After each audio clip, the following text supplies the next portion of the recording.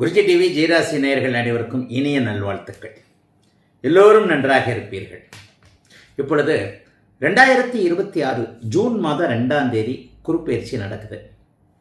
இது 2027 கிட்டத்தட்ட ஒரு 12-13 மாதங்களுக்கு ஒரு முறை நடக்கும். பொதுவாகவே சனி பயிற்சினா ஒரு பயம் இருக்கும், குருப்பெயர்ச்சினா ஒரு சந்தோஷம் வரும். சனி பயிற்சினா நமக்கு எங்கே 7 சனி வந்துடுதோ, அஷ்டம சனி வந்துடுதோ. ஏன்னா பொதுவாகவே சனி கெடுக்கிற கிரகம், குரு கொடுக்கிற கிரகம். இதுதான் ஜோதிடத்துடைய ஒரு பாடம், பேசிக். எல்லாருக்கும் சனி கெடுக்கிறதும் இல்லை, குரு கொடுக்கறதும் இல்லை. அப்போ அந்த மாதிரியே நம்ம வச்சுக்கலாம். ஆனால் நம்மளுடைய பொதுவான எண்ணம் குருப்பெயர்ச்சியில் ஒரு நல்ல இடத்துல வந்துடாதா?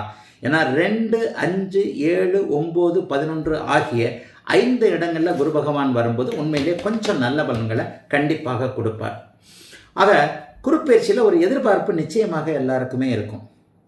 நமக்கு நல்ல இடத்துல குரு பலம்ன்றதே இதுதான். குருபலம் வந்தால் கல்யாணம் ஆகுமே. ஒரு இளைய பருவத்தினர் இருக்கும்போது இந்த 2, 5, 7, 9, 11 ஆகிய இடங்களில் 5 இடங்களில் வந்தால் அது குருபலம். அந்த நேரத்தில் கல்யாணமும் ஆகும் அப்படிங்கிற மாதிரியானதான். இந்த தடவை பார்த்தீங்கன்னா குரு பகவானுக்கு கூடுதலாகவே ஒரு எதிர்பார்ப்பு. ஏதாவது ஸ்பெஷலுங்களா? ஆமாம், ஸ்பெஷல் தான். 12 அல்லது 13 வருடங்களுக்கு ஒரு முறை, ஒரு சுற்று வர்றதுக்கு 12லிருந்து 13 வருஷங்களுக்குள்ளே ஆகும். அவருக்கு ஒரு முறை அவர் உச்சம் என்கின்ற அதி உன்னத நிலைமையை அடைவார். ஏற்கனவே கொடுக்குற கிரகம் கொஞ்சம் உச்சத்தையும் அடைஞ்சால் இன்னும் கொஞ்சம் நல்ல பலன்களாக தான் இருக்கும். இது ஒரு பொதுவாக காமனாகவே உலகம் முழுக்க ஒரு நல்லவைகளை செய்யக்கூடிய ஒரு கிரகம். இப்போது கடகத்தில் உச்சனாக வேற ஆகிறார் இல்லையா? ஒரு எதிர்பார்ப்பு சற்று கூடுதலாகவே இருக்கும். ஆக யார் யாருக்கு என்னென்ன பலன்களை இவர் செய்ய போகிறார் அப்படிங்கிறதுல குருப்பெயர்ச்சியை பற்றி எல்லாருமே ஆவலாக எதிர்பார்த்துக்கிட்டு இருக்கிறீங்க. திருக்கணித பஞ்சாங்கத்தின்படி, திருக்கணிதம் தான் உண்மையான பஞ்சாங்கம்ன்றது நிறைய இடங்களில் நான் சொல்லியிருக்கிறேன். இது ஏகப்பட்ட தடவைகளில் நிரூபிக்கப்பட்டிருக்கிறது. திருக்கணித பஞ்சாங்கத்தின்படி ஜூன் மாதம் 2ஆம் தேதி 2026 வரைக்கும், 26லேருந்து இந்த குரு பயிற்சி நடக்குது. போன தடவை மாதிரியே இந்த தடவையும் அதிசார குரு பயிற்சியாகத்தான் இருக்கும். ஒரு 3 மாதம் உச்சத்தில் இருப்பார். அதற்கப்புறம் அடுத்த வீடான சிம்ம வீட்டிற்கு ஒரு 3 மாதம் போவார். திரும்பியும் வந்துடுவார். திரும்பி வந்ததிலிருந்து உச்ச நிலைமைகளிலேயே இருப்பார். அதிசார குரு பயிற்சி தான் என்றாலும் கூட அவர் உச்சனாகவும் அதிநட்பு வீட்டில் இருக்கின்ற காரணத்தினாலும் பலன்கள் பெரிய அளவில் உங்களுக்கு கஷ்டங்களை கொடுக்காது என்பது தான் உண்மை.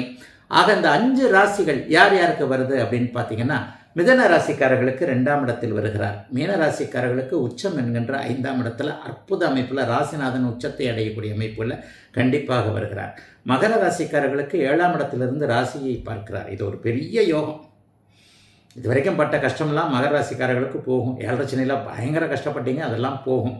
அதற்கப்புறம் 9ஆம் இடத்துல விருச்சிக ராசிக்காரர்கள், கடந்த ஒரு வருடம் 2 வருடமாக நல்லா இல்லாத விருச்சிக ராசிக்காரர்களுக்கும் ஆறுதலான பெரிய நன்மைகள் கண்டிப்பாக உண்டு. நிறைவாக கன்னிராசிக்காரர்களுக்கு 11ஆம் இடத்துல வருவார். ஆக இந்த 2, 5, 7, 9, 11 ஆகிய இந்த 5 ராசிகர்களுக்கு அவள் பெரிய அளவில் நல்லா இருக்கும். கடகராசிக்காரர்களுக்கு ராசியிலேயே வந்தவர் வலுவாக இருப்பார். ஜென்மகுரு வாலி அப்படி இப்படின்ற அந்த பாட்டு ஜென்மகுரு கெடுதல் பண்ணோம் அப்படிலாம் கிடையாதுங்க. ஒவ்வொரு ராசிக்கும் ஒவ்வொரு விதமான பலன்களை தருவார். கடகராசிக்கு 10 ஜென்ம குருவாக வரப்போகின்றவர், ராசியிலேயே உச்சத்தை அடையப் போகின்றவர் உங்களுடைய பாக்கியாதிபதி என்பதால் மிகப்பெரிய நன்மைகள் கடகராசிக்காரர்களுக்கு இருக்கும். அதனால் அந்த ஜென்மகர்லாம் நம்ப வேண்டாம். ஆக உலகத்தார் எல்லாருக்கும் ஒரு நிலையில் நல்ல பலன்களை கொடுக்கக்கூடிய குரு பகவான் இப்போது உச்சம் என்கின்ற கூடுதலான நல்ல நிலையில் வருவது, அதைவிட மேலாக மிகப்பெரிய நல்ல மாண்புகளை கொடுக்கக்கூடிய ஒரு 5 ராசிகளுக்கு ஒரு பெரிய மாற்றங்களை கொடுக்கக்கூடிய அமைப்பில் இவர் வருவதாலும், இன்னொன்னை நான் சொல்லிடுவேன். உச்ச குரு சனியை பார்க்க போகிறார். சனிக்கு தானே உச்சனுடைய வீடு. இதெல்லாம் ஜோதிட வார்த்தைகள். எத்தனை பேர் அது ஜோதிடம் அறிந்தவர்களுக்கு இது கண்டிப்பாக புரியும். இப்போது மீன வீட்டில் இருக்கக்கூடிய சனியை உச்சகுரு கிட்டத்தட்ட ஒரு வருடத்திற்கு பார்க்க போகிறார். அவருடைய பயிற்சி வரைக்குமே அதை அவர் பார்ப்பார். 2வது இன்னும் ஒன்று நடக்குது. கேள யோகம் என்கின்ற டிசம்பர் மாதம் 7ஆம் தேதிக்கு பிறகு, டிசம்பர் மாதம் 7ஆம் தேதி ராகுகேது பயிற்சி நடக்கும்.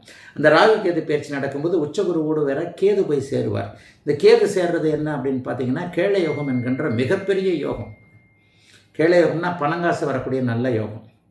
இந்த 2, 5, 7, 9ன்னு ஒரு 5 ராசிக்காரர்களுக்கு சொன்னேன் இல்லையா? இவர்களில் கேள யோகம் பெரிய அளவில் நல்ல விதமாகவே வேலை செய்யும்.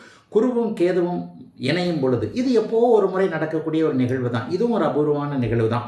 உச்சகுருவோடு கேது சேரப்போகின்றதால், கடகத்தில் சேரப்போகின்ற காரணத்தினால் பணம் வரக்கூடியவர்களுக்கு கூடுதலாக பணம் வரக்கூடிய தன்மைகள் நிச்சயமாக உண்டு.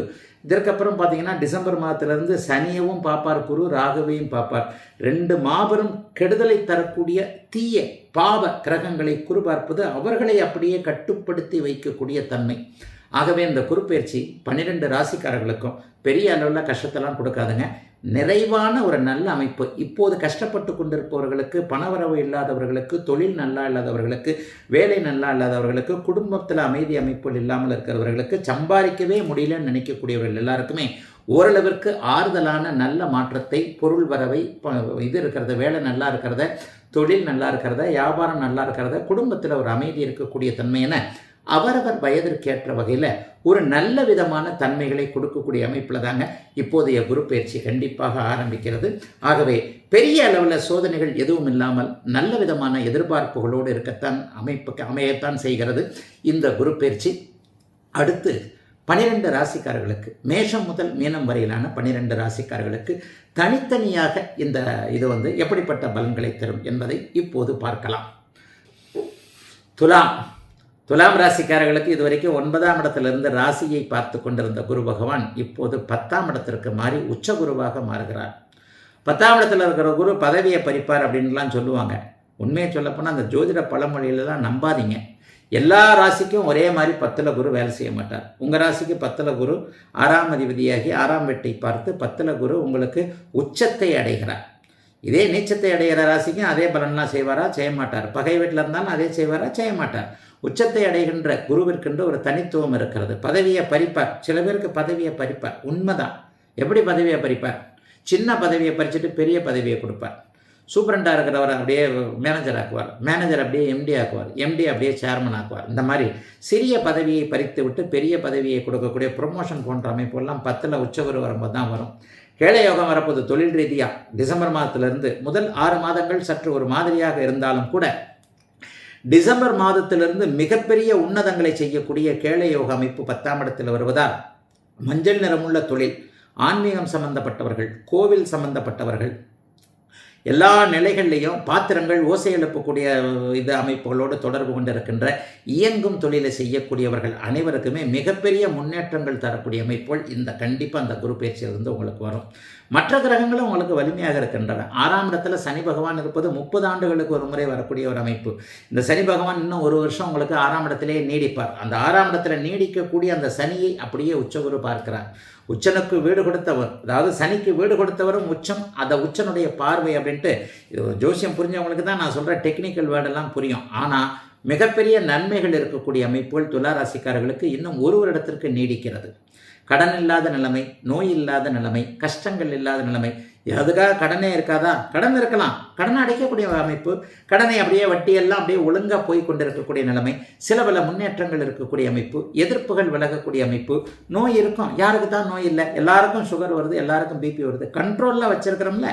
ஆஸ்பத்திரியில் போய் படுக்கிற மாதிரி இல்லைல்ல, அங்கே வெட்டணும் இங்கே வெட்டணும் அப்படின்ட்டு 3 மாதம் படுக்கணும், 4 மாதம் படுக்கணும் அப்படின்ற மாதிரியான நிலைமைகள் துளாராசிக்காரர்களுக்கு ஒருபோதும் இந்த வருடத்தில் இந்த குரு பயிற்சியில் கண்டிப்பாக இல்லை. ஆக அடுத்தடுத்து நடக்கக்கூடிய சில பல அத்தனை அமைப்புகளும் நல்ல விதமாகவே இப்போது துலாம் ராசிக்காரர்களுக்கு இருப்பதால் துலாம் ராசிக்காரர்கள் போன சனி பயிற்சியை போலவே இந்த குரு பயிற்சியும் வரவேற்கக்கூடிய அருமையான அமைப்புகள் கண்டிப்பாக உண்டுங்க. 2ஆம் இடம் வளர்த்துருக்கு, 4ஆம் இடம் வளர்த்துருக்கு, 6ஆம் இடம் வளர்த்துருக்கு. பணம் வரப்போகுது, கடன் அடைக்க போகிறீங்க. கடன் வாங்கினாலும் வீடு வாங்குறது, நிலம் வாங்குறது போன்ற அமைப்புகள் உண்டு. சிலருக்கு டோக்கன் அட்வான்ஸ் கொடுத்தது அப்படியே வாங்கக்கூடிய அளவிற்கு ஒரு பெருத்த தன லாபங்கள் கண்டிப்பாக வரும். பேசி பிழைப்பவர்கள் என்று சொல்லப்படக்கூடிய பேச்சு சார்ந்த தொழில் அமைப்புகளில் இருப்பவர்களுக்கு கூடுதல் வருமானங்கள் தரக்கூடிய நல்லதொரு குரு பயிற்சிங்க இந்த 2026 குரு பயிற்சி.